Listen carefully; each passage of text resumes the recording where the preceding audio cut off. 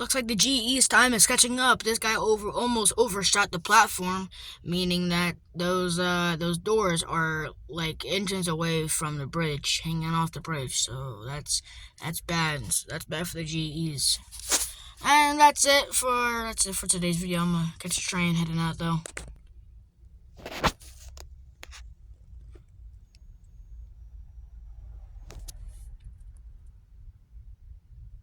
Yeah, I know, real fun in the car. I'll never do this.